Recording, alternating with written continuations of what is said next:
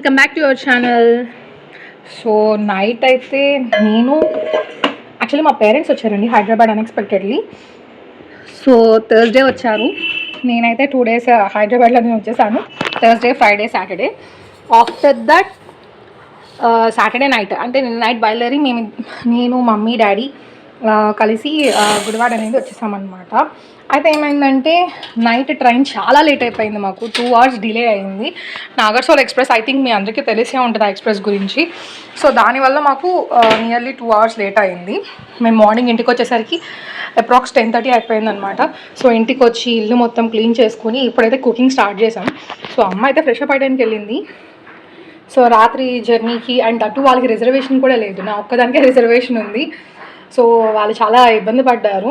Actually నా birth కూడా ఇద్దామని ట్రై చేశాను, బట్ టీసీ యాక్సెప్ట్ చేయలేదు దాన్ని. సో ఇంకా అందుకని చెప్పేసి మమ్మీ వాళ్ళకి చాలా ఇబ్బంది పడ్డారు, నైట్ అంతా స్లీప్ లేదు. సో వాళ్ళ కోసం నేను ఫుడ్ ప్రిపేర్ చేసిన. యాక్చువల్లీ డాడీ అన్ఫార్చునేట్లీ ఒక ఇంపార్టెంట్ ఫంక్షన్కి వెళ్ళాల్సి వచ్చి ఆయన ఫంక్షన్కి వెళ్ళాలన్నమాట. సో ఇంకా అందుకని చెప్పి నాకు మమ్మీకి కొంచెం రైస్ పెట్టి ఎగ్ కర్రీ ప్రిపేర్ చేస్తున్నాను. సో ఇప్పుడు రైస్ కుక్ చేస్తున్నాను. నేనేం పెద్ద తోపుని కాదులేండి కుకింగ్లో, but I know little bit. So rice పెట్టడం వచ్చు, ఎగ్ కర్రీ కుక్ చేయడం కూడా వచ్చు. సో మీరు ఇప్పుడు చూస్తారు కదా ఇవాళ నా స్కిల్స్ని. ఫస్ట్ అయితే నేను బిర్యానీ వాష్ చేస్తున్నా. మీలో ఎంతమంది కుకింగ్ వచ్చు? కుకింగ్ ఎంతమంది ఇష్టంగా చేస్తారు? కొంతమందికి కుకింగ్ మీద ఇంట్రెస్ట్ ఉంటుంది, కొంతమందికి ఉండదు. So I'm asking about you guys.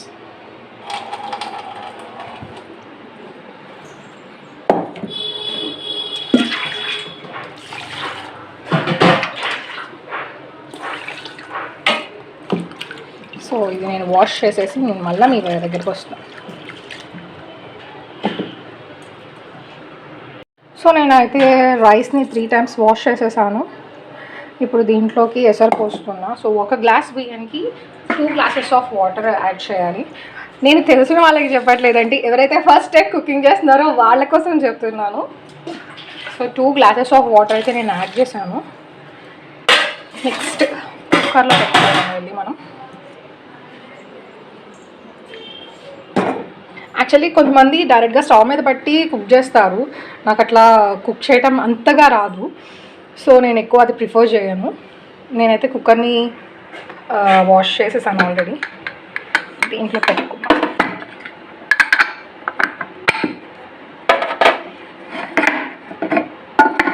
పెట్టేటప్పుడు మనం కుక్కర్లో కూడా అడుగున కొంచెం వాటర్ పోసుకోవాలి. దీంట్లో నేను 1 glass ఇంకొంచెం యాడ్ చేస్తున్నాను.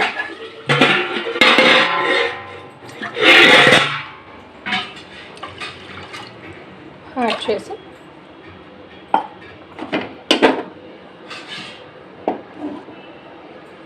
కుక్కర్ పెట్టేస్తున్నాం. కుక్కర్ పెట్టేస్తాం వల్ల ఏమవుతుందంటే ఓ పక్కన ఇది కుక్కర్ ఉడికిపోతుంది నాకు. So first of all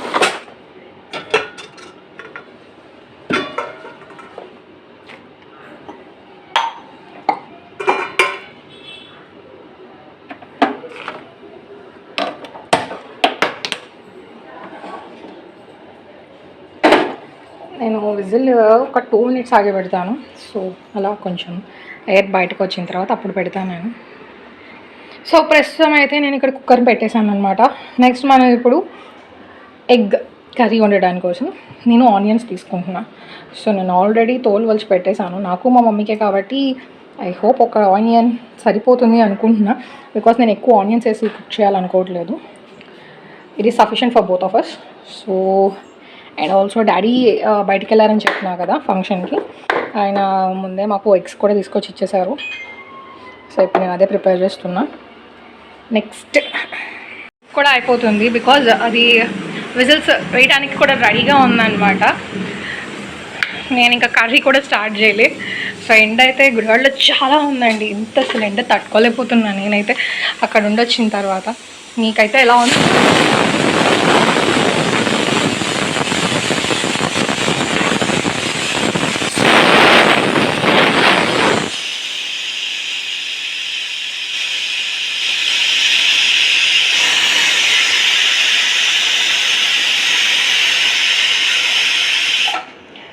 whistles వచ్చినాయి. నేను stove off చేసేస్తున్నా.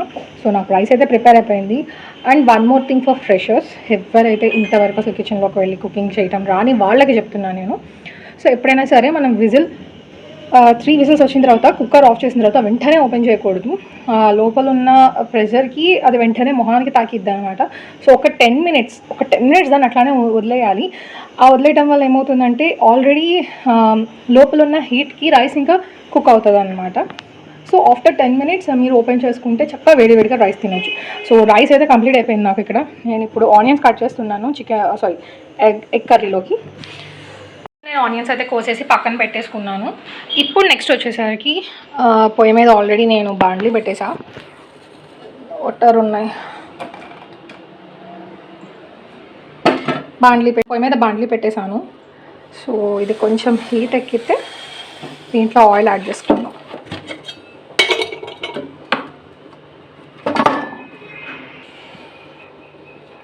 So stove heat ఎక్కింది.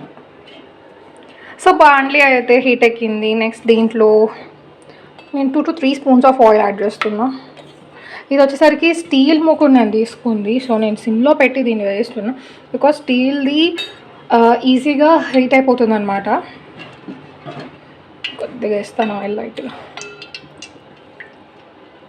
సో ఊరికే హీట్ ఎక్కువ అయిపోయి అది మనకి ఏమవుతుందంటే మాడిపోయే ఛాన్సెస్ ఎక్కువ ఉంటాయి. సో అందుకని అనమాట.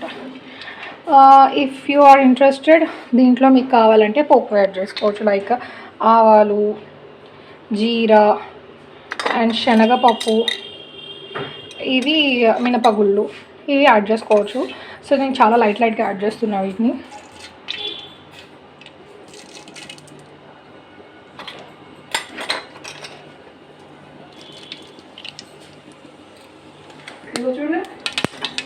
చెప్పు. సో మేమిద్దరమే కాబట్టి చాలా లైట్గా అన్నీ లైట్గా వేసుకున్నాను. Already వేగేసింది.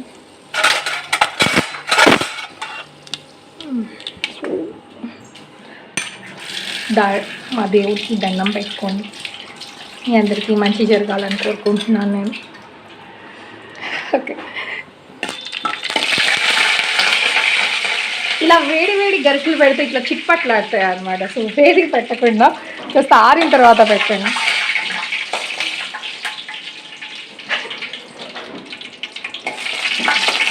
It's fine. I guess cook అయిపోయింది. అన్నీ బ్రౌన్ షేడ్ వచ్చింది.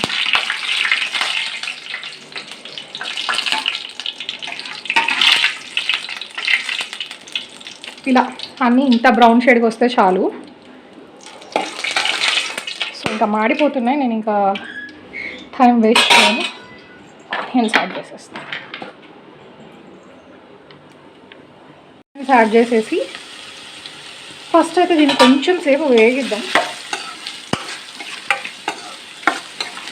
వేగనిచ్చాక నేను ఏం చేస్తానంటే దీంట్లో లైట్గా పసుపు, ఉప్పు, కారం యాడ్ చేసేస్తాను.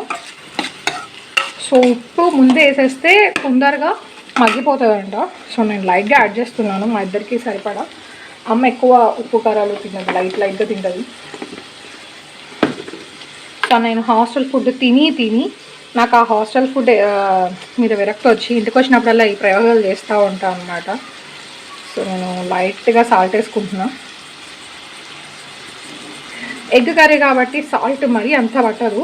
మనం ఉప్పు కారాలు మాత్రం కొంచెం కారం మాత్రం కొంచెం లైట్గానే వేయాలి. నాకైతే ఎగ్ కర్రీ స్పైసీగా ఉంటేనే నచ్చుతుందండి. ఇలా చప్పగా అట్లా అస్సలు నచ్చదు. స్పైసీ అంటే స్పైసీ కాదు, కొంచెం టేస్టీగా అలా తినాలనిపిస్తుంది. సో నేనైతే ఇది వేస్తున్నా. కొంచెం హైలో పెడదాం. నేను చాలా సిమ్లో పెట్టా. దట్టు నాకు గాలి కొట్టేస్తుంది, పక్క నుంచి గాలి వచ్చేస్తుంది బాగా.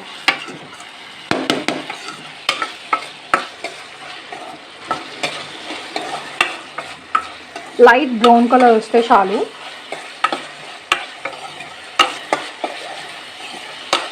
నేను దీంట్లో లైట్గా పసుపు యాడ్ చేస్తున్నా.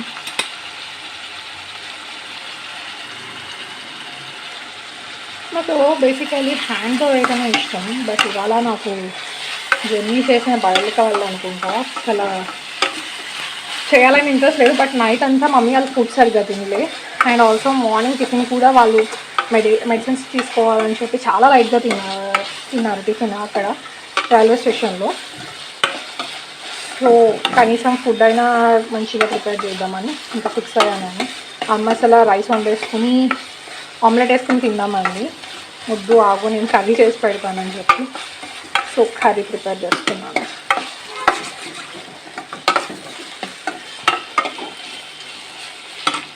సో లైట్గా కారం వేస్తున్నాను నేను. కారం విషయంలో మా మమ్మీకి చాలా ఓపిక అని చెప్పుకోవాలి. ఇది వరకు అయితే తను ఏం చేసేవాళ్ళంటే మిర్చీస్ ఉంటాయి కదా మనకి రెడ్ చిల్లీ, అవి తెప్పించి మంచిగా ఎండబెట్టి తనే ఇంట్లో ఒక 2 days అట్లా కష్టపడి వాటిని ప్రిపేర్ చేసేదన్నమాట. సో ప్రెజెంట్ అయితే ఇప్పుడు తను తెప్పించి ఎండబెట్టుకుని బయట ఇచ్చేస్తుంది షాప్లో. సో నేను లైట్గా కారం యాడ్ చేశాను. మీలో ఎంతమందికి ప్రతి ఇంగ్రీడియంట్ వేసిన తర్వాత హ్యాండ్స్ కడుక్కునే అలవాటు ఉంది? నాకైతే ఉందండి. నేను కడుగుతాను, నాకు అప్పుడే అడుగుని అంటుకుపోతుంది.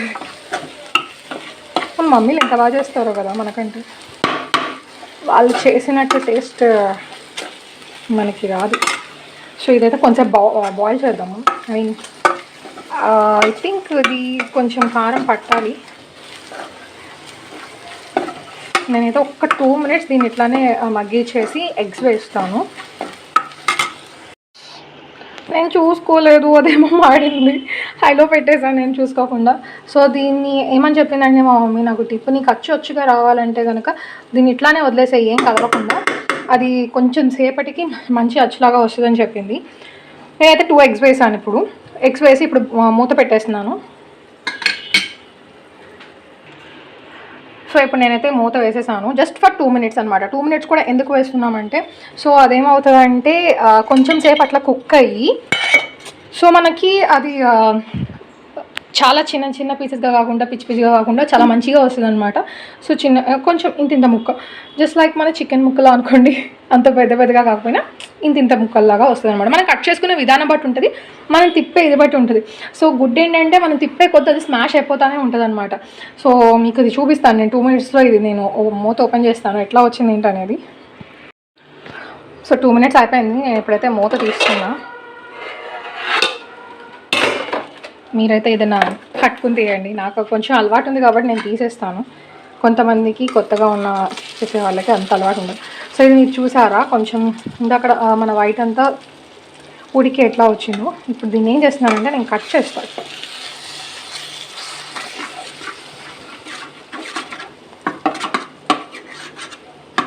చక్కగా దుబ్బలుగా కొంచెం పెద్ద పీసెస్తో ఇలా. వావ్, నాకైతే చాలా బాగా అనిపిస్తుంది, ఎప్పుడెప్పుడు తిందామా అని ఉంది. సో మనం ఇప్పుడు మీరు సపోజ్ ఈ ఎగ్ని చూసారనుకోండి, ఎగ్ చాలా సెన్సిటివ్గా ఉంటుంది. ఇలా మనం అనగానే ఊరికే ఎరిగిపోతుంది అనమాట. చిన్న పుల్లతో ఇట్లా గుచ్చినా సరే ముక్కలు అయిపోతుంది. సో ఎక్కువ అట్లా తిప్పకుండా లైట్గా తిప్పండి. మా మమ్మీ ఇప్పుడు టేస్ట్ చూసి చెప్పాలి నాకు ఈ కర్రీ ఎట్లా ఉన్నాయి. పిలుస్తాను మా మమ్మీ. అమ్మా ఒక్కసారి, నేను ఇంకొక 2 minutes వేయిస్తాను. బికాజ్ ఇందాక మీకు చూపించాను కదా, సో ఆ టెక్స్చర్ వచ్చింది. నేను ఆల్రెడీ దాన్ని కదిపాను. సో ఇంకా ఏమైనా పచ్చి వాసన ఉన్నా పోతుంది. ఒక 2 minutes అట్లానే మనం హీట్ చేద్దాం. సిమ్లోనే పెట్టే చేయండి, హైలో మాత్రం అస్సలు పెట్టద్దు. పోనీ సిమ్లో పెడుతుంటే తొందరగా కుక్ అవ్వట్లేదు అంటే మీడియం ఫ్లేమ్లో పెట్టండి, కానీ హైలో మాత్రం అస్సలు పెట్టద్దు. కుకింగ్ చేసేటప్పుడు హైలో పెడితే కనుక మనకి ఊరికే మాడిపోతుంది. హ్యాండిల్ చేయడం వచ్చిన వాళ్ళకి ఫైన్, కొత్తగా చేసే వాళ్ళకి లేకపోతే అంత వంట రాని వాళ్ళకి ఇంకా మీరు హైలో పెట్టి మాత్రం చేయొద్దు. సో కర్రీ టేస్ట్ చేయాలి మీరు. తీసేయమని చెప్తుంది మా మమ్మీ, టేస్ట్ చేయమని చెప్తుంటే. ఓకే, నా కర్రీ అయితే అయిపోయిందండి. నా కర్రీని నేనే టేస్ట్ చేసి ఎట్లా ఉందో మీకు ఇప్పుడే చెప్తాను. But wait for 2 minutes. ఇది కొంచెం అంటే కొంచెం కుక్ అవ్వాలి. See how it is. నాకైతే నోరూరిపోతుంది.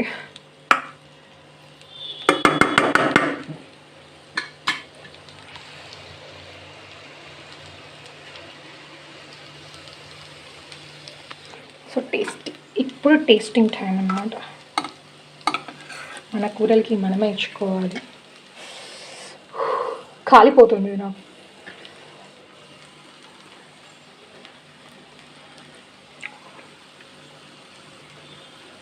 సీరియస్ చాలా బాగా వచ్చిందండి. కాకపోతే కొంచెం ఉప్పు యాడ్ చేయాలి అంతే. కొంచెం ఉప్పు తక్కువైంది, ఘాటు తెలుస్తుంది.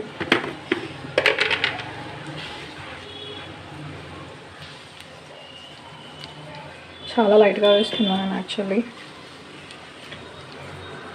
చూసుకుని వేసుకోండి ఎప్పుడైనా ఉప్పు కారాలు. ఒకేసారి ఎక్కువ వేసేసి ఎక్కువ అయిపోయింది తినలేకపోతున్నాం అనుకోవడం కన్నా మనం లైట్గానే వేసుకుని చేసుకొని ఎండ్ ఆఫ్ ద కర్రీ టైంలో మనం చెక్ చేసుకుని వేసుకుంటే చాలా బెస్ట్ అనేది నా ఒపీనియన్. సో ఈ వీడియో కనుక మీకు హెల్ప్ అయితే నాకు కింద కామెంట్ సెక్షన్లో మెన్షన్ చేయండి ఎట్లా మీరు ప్రిపేర్ చేస్తే కనుక. So this is today's video. See you soon. Until then, take care. Bye bye. Don't forget to like, share and subscribe to our channel మీ తెలుగు అమ్మాయి జాహ్నవి. ఇలాంటి మరిన్ని వీడియోస్ కోసం ఖచ్చితంగా సబ్స్క్రైబ్ చేసుకోండి అండ్ ఖచ్చితంగా కామెంట్ సెక్షన్లో మెన్షన్ చేయండి ట్రై చేసి. బికాజ్ నేను ఫస్ట్ టైం ఏం కాదు కుకింగ్ చేయడం, నాకు అప్పుడప్పుడు అలవాటు ఉంది. బట్ ఇవాళ కంప్లీట్లీ నేనే కుకింగ్ దగ్గర ఉన్నా. అమ్మని అస్సలు హెల్ప్ తీసుకోలేదు నేను. సో ఎప్పుడు అమ్మ హెల్ప్, అమ్మ ఎలా చేయాలి ఎలా చేయాలని చెప్పి చేసేదాన్ని. సో మీరు ఖచ్చితంగా ఈ వీడియో నచ్చుతుందని నేను భావిస్తున్నాను. Bye bye.